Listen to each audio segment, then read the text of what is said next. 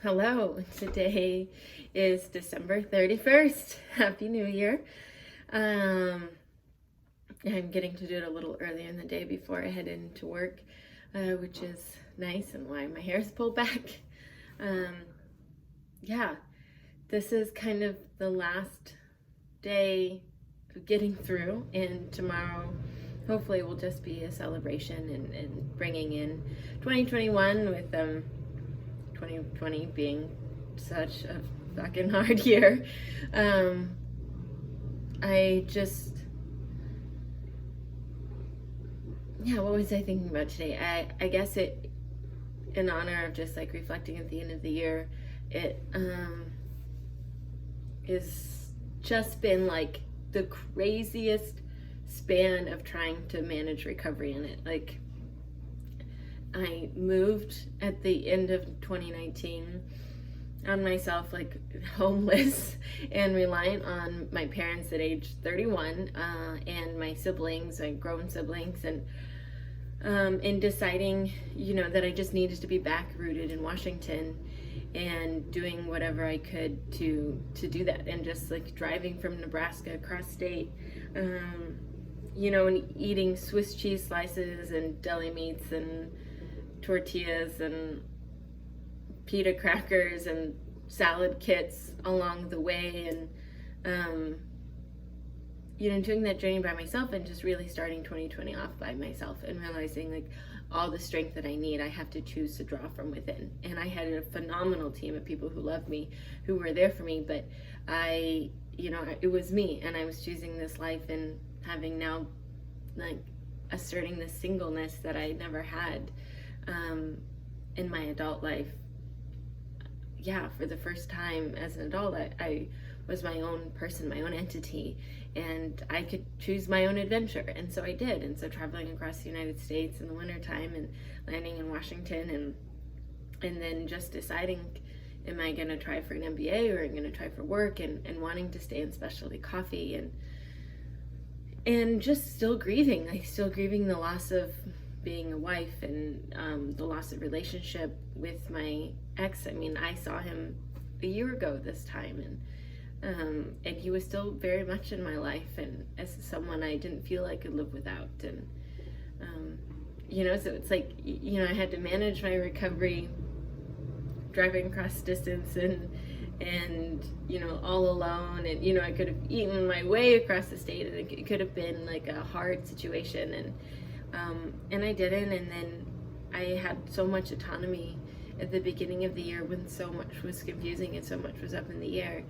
that was its own isolation. And I remember when quarantine started happening in March in the States, I'd basically already been living a quarantine life, studying for an entrance exam and figuring out and applying for jobs and applying for welfare and food stamp assistance, and and just spending all my days in a sleepy winter beach town that was practically abandoned, and a lot of time to thoughts for myself. And I had to manage my meals and my health, and training for my first ultra race.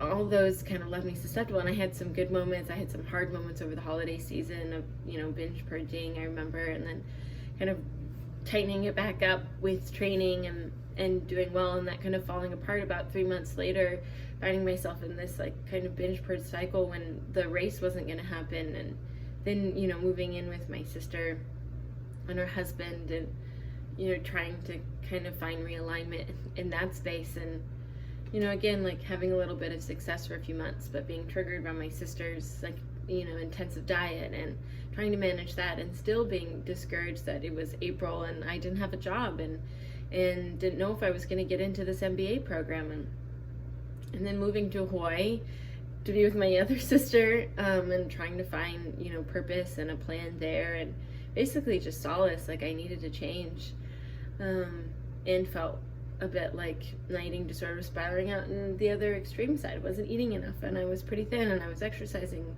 too much again, or and just kind of wavering back and forth, and just feeling like I was really in this pendulum that I couldn't quite manage. But overall, you're not doing bad, like still having more good days than bad days, and still like the swing wasn't so extreme that they're so harmful. But also drinking more. When I got to Hawaii, I was drinking more, and that was hard on my body, and I had some pretty dark days and some blackout moments, and sitting naked on a stoop on the back porch and not knowing where my life was gonna go. Like, it was real and hard, and I was tired of applying for jobs, and I thought I would just be a grocery delivery person for Whole Foods come July. And then, and then finally I just try to keep motivated with my creative projects and writing and staying in coffee. And I had, still had friends who were supporting me, connections. And by the time my birthday came around in July, I did have job offers to have an opportunity to either stay in Hawaii or go back to Washington and be in coffee. And I chose the latter because I had started the year off really saying like, this is my adventure. And I felt like I needed to go back to Washington and choose that adventure for myself and take ownership of it. And yes, I moved back and moved to this apartment, started, being a cafe manager and just trying to adjust. And even that, like the weight of changing your life, the weight of moving, I took the stress of training off, but again, like my weight fluctuated, and I found solace in running and, giving myself some grace as everything else was changing. But then come August, I was just frustrated that I was having, a string of binge purge days and hiccup days and not wanting to go back down that. And so, talking to Liza and, expecting so much from my family or from a future partner, that I needed them to be the one who managed my recovery for me. And that's really, wishing that they would take more responsibility for it or more notice of it. And just waiting for my health insurance to come in so I could have a dietitian and have some support in my recovery. And I just started taking more ownership of it because I didn't have any other option, and thinking like sitting in this nook over here and thinking, what can I do to tie myself over? How, I've tried everything and I'm at this stage of my life and it's not that bad. Like I'm still pretty healthy and it's not so extreme as it used to be or 5 years ago or anything, but I wanted to be better. And so thinking that I would do this 90-day journey.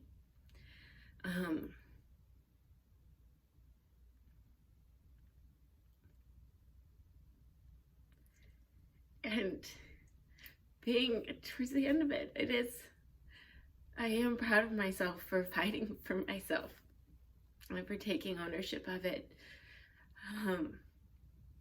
and fighting for this person underneath the recovery, and believing that she wanted to be expressed and that there was more to me.